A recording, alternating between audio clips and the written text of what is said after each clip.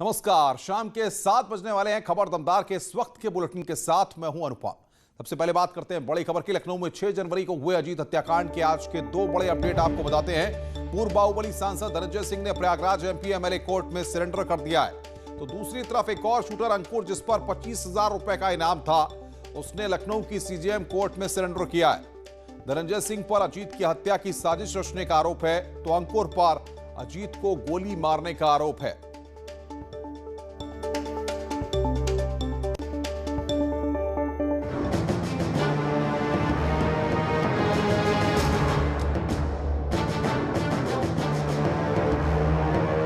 अजीत सिंह हत्याकांड का मुख्य साजिशकर्ता पूर्व एमपी और बाहुबली धनंजय सिंह ने कई दिनों की लुका छिपी के बाद आज हार मान ली।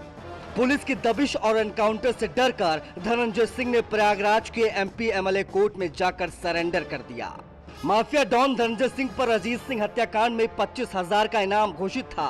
धनंजय सिंह पर हत्या की साजिश नहीं बल्कि अपराध के बूते करोड़ों रुपए की संपत्ति अर्जित करने का मामला भी दर्ज था। पिछले कई दिनों से यूपी पुलिस धनंजय सिंह की तलाश में लखनऊ से लेकर दिल्ली तक छापे मार रही थी। सरकार ने संपत्ति कुर्क करने के आदेश तक दे दिए थे। चौतरफा घिरता देख आरोपी पूर्व सांसद धनंजय सिंह ने कोर्ट में जाकर सरेंडर किया। विशेष एमपी एमएलए कोर्ट में इलाहाबाद में समर्पण किया है और समर्पण करके ये जेल जा रहे हैं। इनके ऊपर जो है अजीत पूर्व ब्लॉक अजीत हत्याकांड में भी जो 25,000 के नाम था, क्या इसी वजह से किया है, क्या जमानत? नहीं, ये तो हम लोग नहीं बता सकते, जानकारी ऐसी नहीं कुछ, लेकिन ये है कि जमानत कटवा कर तभी जेल जाया जाता है। जब किसी दूसरे मामले में कोई वांटेड हो या कोई गंभीर अपराध में कोई वांटेड होता है तो सरेंडर करके फिर जेल जाया जाता है। जब जमानत भी उन्होंने कैंसिल करवाया, इसका मकसद क्या है ये वही बेहतर जान सकते हैं। धनंजय सिंह पूर्व ब्लॉक प्रमुख अजीत सिंह की हत्या का मुख्य साजिशकर्ता है। लखनऊ कोर्ट से धनंजय के खिलाफ गिरफ्तारी वारंट जारी किया गया था। वह इस मामले में पुलिस ने धरपकड़ भी तेज कर दी थी। कुल मिलाकर अजीत सिंह मर्डर केस में लखनऊ पुलिस ने धनंजय सिंह पर शिकंजा कसना शुरू कर दिया था। धनंजय सिंह के अवैध तरीके से अर्जित की गई संपत्तियों का भी ब्यौरा निकाल लिया गया था। लखनऊ में 6 flat, 2 farm house, Gomti Nagar में लैब सहित प्रदेश के कई जिलों में petrol pump, stand, farm house जैसी संपत्तियों को चिन्हित किया गया था।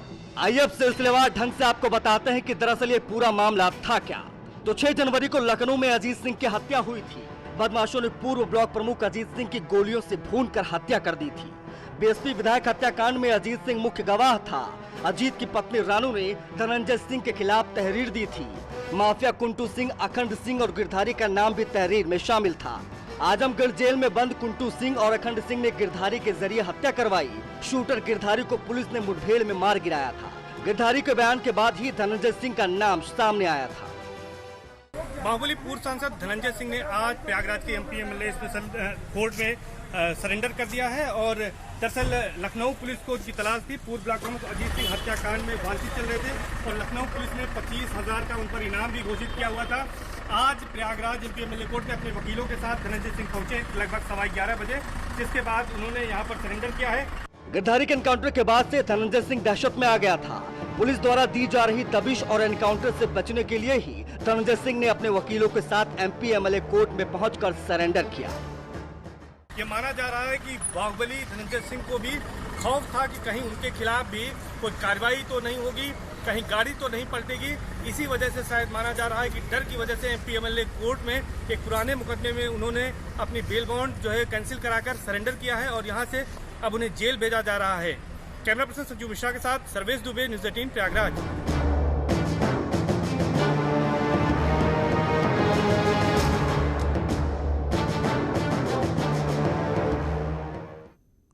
आगे बढ़ते हैं। प्रयागराज में माफिया और बाहुबलियों के खिलाफ प्रशासन का एक्शन लगातार जारी है। शिकंजा लगातार कसा जा रहा है। आज भदोई के ज्ञानपुर के बाहुबली विधायक की बिल्डिंग पर प्रशासन ने बुलडोजर चलाया है।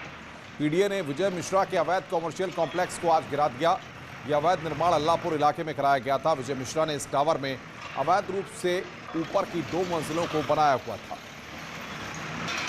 निर्माण को परिवार द्वारा जो अंडरटेकिंग हाईकोर्ट में दी गई थी उसके तहत तोड़ा नहीं गया है, तो इसको भी तोड़ा जाएगा। विजय मिश्रा इन दिनों आगरा जेल में बंद है और उनके खिलाफ 75 से ज्यादा मुकदमे भी दर्ज हैं। तो कुल मिलाकर ये कह सकते हैं कि बाहुबली विजय मिश्रा के खिलाफ जो लगातार कार्रवाई हो रही है उसमें एक और कार्रवाई आज से प्रयागराज में जुड़ने जा रही है। कैमरा पर्सन संजू मिश्रा के साथ Sarvesh Dubey, news 18 Prayagraj. UP police ने कच्ची शराब के खिलाफ अभियान चलाया हुआ है। इसी के तहत औरैया में आबकारी विभाग और पुलिस ने पछैया बस्ती में संयुक्त छापेमारी की। यहां घर के अंदर कच्ची शराब बरामद हुई है, जिसे पुलिस ने नष्ट कर दिया। पुलिस के मुताबिक यहां पर कुछ महिलाएं घर के अंदर यह अवैध कारोबार करती हैं। आबकारी विभाग ने आज कार्रवाई करते हुए 700 किलो लहर नष्ट किया और 30 लीटर कच्ची शराब के साथ एक युवक को गिरफ्तार किया है। वहीं एसपी अपर्णा गौतम का कहना है कि कच्ची शराब को कारोबार को संरक्षण देने वाले पर भी गैंगस्टर की कार्रवाई की जाएगी। देखिए, नकेल कसने के लिए वहाँ पर लगातार दबिश जा रही है। जो वहाँ लहन मिलती है उसको लगातार 500 लीटर लहन, 700 लीटर लहन उसको नष्ट किया जा रहा है। साथ ही साथ जो वहाँ पर ऐसे लोग हैं जो इन लोगों को संरक्षण देते हैं और जो शराब माफिया है, उनको भी चिन्हित कर लिया गया है और उन पर भी अब कड़े से कड़े प्रावधान जैसे गैंगस्टर एक्ट है उनके अंतर्गत कार्रवाई पर हम लोगों ने प्रस्तावित की है। आगे बढ़ते हैं खबर अलीगढ़ से, जहां पर टप्पल में समाजवादी पार्टी के अध्यक्ष और पूर्व मुख्यमंत्री अखिलेश यादव ने किसान महापंचायत में बीजेपी सरकार के खिलाफ जमकर भड़ास निकाली। उन्हें किसान नेताओं ने हल देकर सम्मानित किया है। अखिलेश ने कहा कि बीजेपी ने किसानों को रोकने के लिए उनसे दुश्मनों जैसा व्यवहार किया, उन्हें दिल्ली पहुंचने से रोका गया।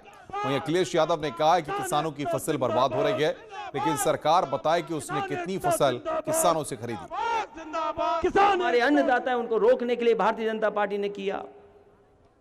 वो दिल्ली केवल अपनी बात रखने जाना चाहते थे, लेकिन हमारे किसानों को दिल्ली में घुसने नहीं दिया, अपमानित किया और इतना अपमानित किया कि हमारा किसान और मजबूत हो गया।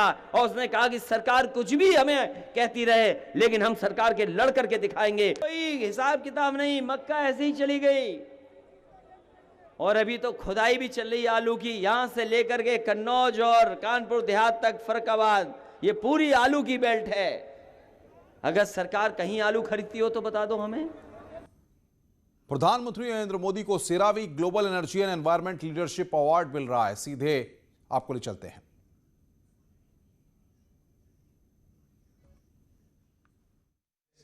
From the current 6% to 15% by 2030. LNG is being promoted as a fuel. We just launched a national hydrogen mission last month for use of hydrogen as fuel.